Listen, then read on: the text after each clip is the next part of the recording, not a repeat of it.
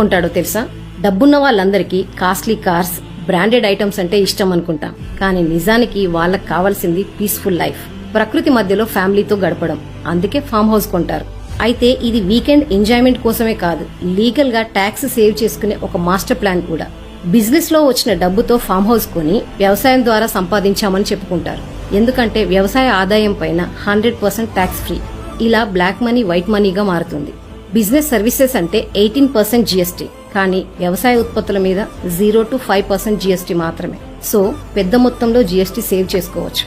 Normal గా farm house కొని లాభానికి అమ్మినట్లయితే క్యాపిటల్ గెయిన్స్ ట్యాక్స్ పే చేయాల్సి ఉంటుంది. కానీ అలా అమ్మిన డబ్బుతో తెలివిగా అగ్రికల్చరల్ ల్యాండ్ కొన్నట్లయితే సెక్షన్ 54B ప్రకారంగా క్యాపిటల్ గెయిన్స్ ట్యాక్స్ ఫ్రీ అవుతుంది. ఇవన్నీ కాకుండా షూటింగ్స్, ఈవెంట్స్ ఇలాంటి రెంటల్ ఇన్కమ్ ద్వారా ఎక్స్ట్రా ప్రాఫిట్ పొందొచ్చు.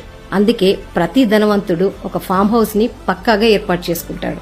రిలాక్సేషన్ కి, ట్యాక్స్ ప్లానింగ్ కి ఏకైక మార్గం ఫామ్ హౌస్.